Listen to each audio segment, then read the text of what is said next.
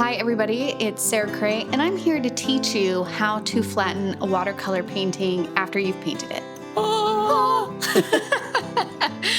Because even though we use tape, sometimes our papers still get wonky, especially if you don't let your painting dry very long as it's still taped down to your surface, okay? So sometimes if you unpeel the tape just because of time, you have to, you can get a very wonky piece of paper once it's fully dry. So let me show you.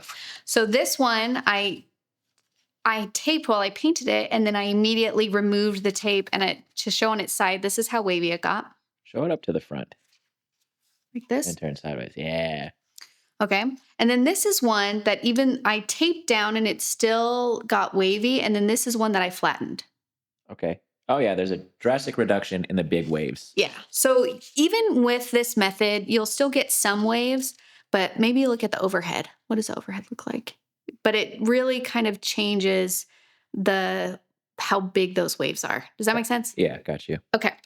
So this is how I like to flatten my paintings if I need to for scanning purposes or framing purposes after. Okay. Okay. So the first thing that I do is I grab my finished painting. Of course, you want to make sure it's completely dry because I'm going to put it face down.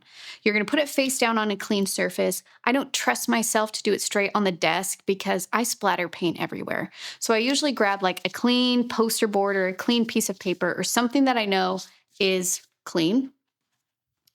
Then I'm going to put it face down. Okay.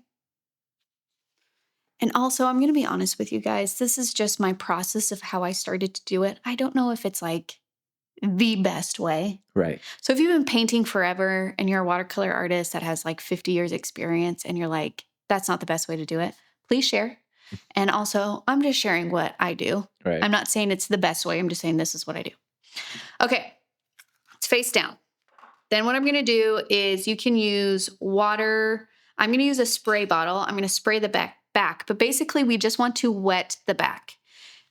Before you wet the back, you want to make sure that you have some heavy items that you can put on top.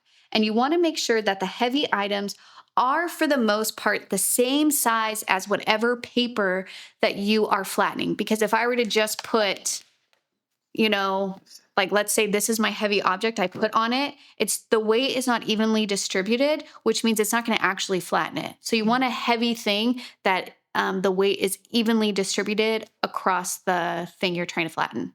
You know what I mean? Makes sense. All right. So I have my heaviness ready. I usually grab a couple like bigger books and then I'll put things on top for more weight. So as long as that first layer is the same size, then you can stack more stuff on top that's not the exact same size, Yeah. Okay. So I have my paper. I take it. I'm going to spray it with water. And then I have a brush handy to move that water across. Okay. And then I like to put a piece of paper towel in between. I think that's mostly because I don't want water to ruin the books that I'm stacking on top, I don't want water damage. So I'm just making sure I get the edges. Grab some paper towel. Then I take the book.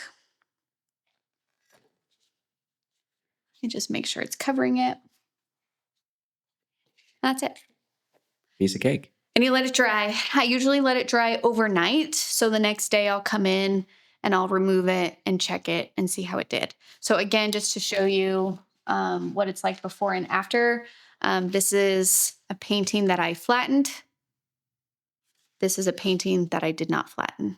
Again, both of these were taped. Both of these dried on my desk, taped for a day, and it still can come out a little bit wonky. Okay. Yeah. So just by flattening it doesn't remove the wave completely, but it obviously makes it less wavy. It's an easy 50 or 60% reduction, I'd say. Yeah. 63.2%. 63.2 sounds about right. Yeah, that's if my estimations. You know what, though? I think it's 63.4.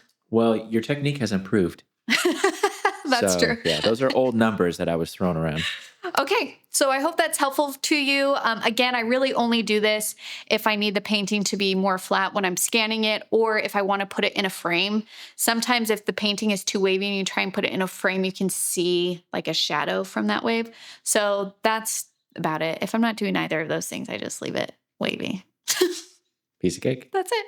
All right, I hope this was helpful. I'll see you guys next time. Bye.